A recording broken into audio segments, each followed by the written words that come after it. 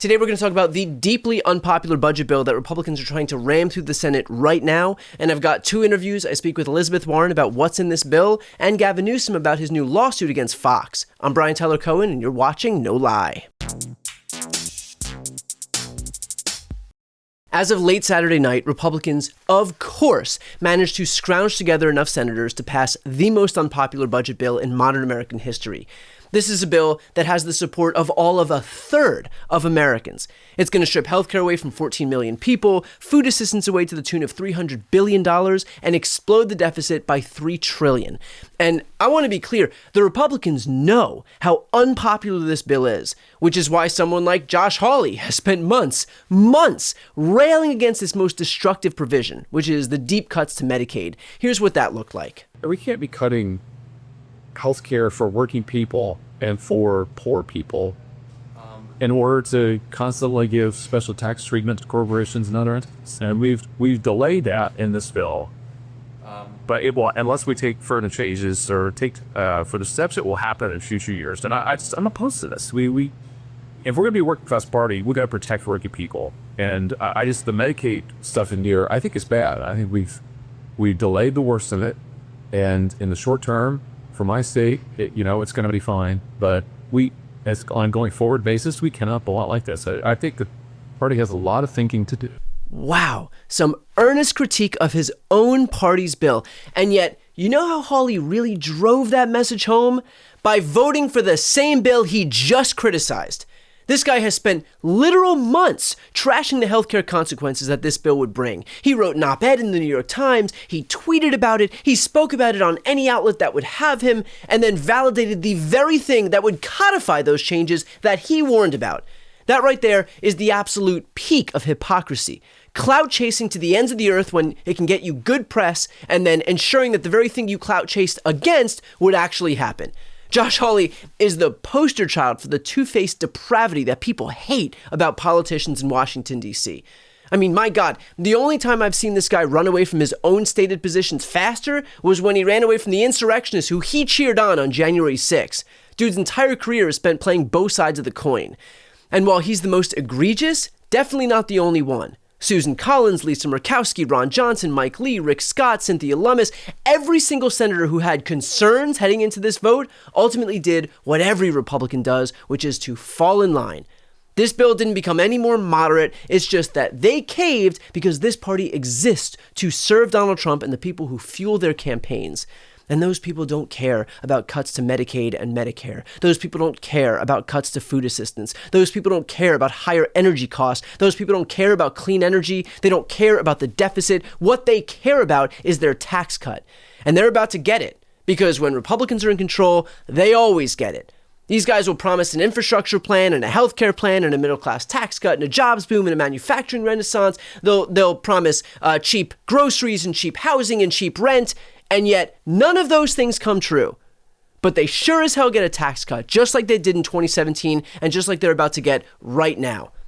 All this empty rhetoric and populist promises are window dressing to make the marks in the Republican base think they're getting something, but they never do.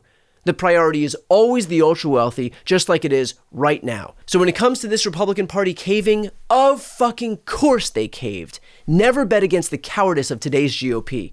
They'll do the hemming and hawing, they'll feign concern, they'll furrow their brows. It is an act. They are all self-serving cowards who will put party over country every single time.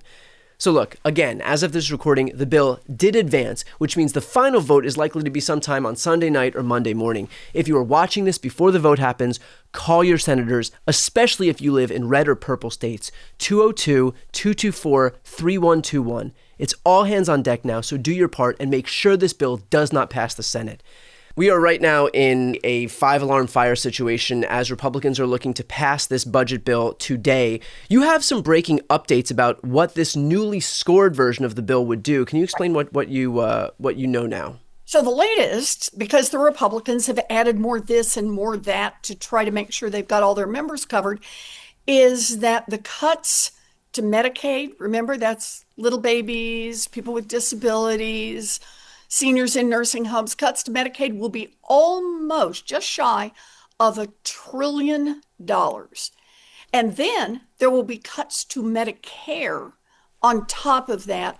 Again, also that billionaires can get tax breaks. Jeff Bezos really needs that right now with his $50 million wedding going on. Right, exactly. You know, they have avoided Medicare in the past, and I believe that you and I have spoken about this when we last interviewed, but the reason that they avoided Medicare was because that's a stronger voting bloc. These are seniors, more difficult to target than the recipients of Medicaid, which, to your exact point, these are children, these are the disabled, and so less of a potent voting bloc. And so what is your message to Medicare recipients out there in light of this new news that clearly Republicans are hoping they won't find out, because, you know, introduce this legislation and try to quickly vote on it before it really before Democrats have the opportunity to explain to people what's in the bill? That's right. You got that one exactly right. So this means now is the moment.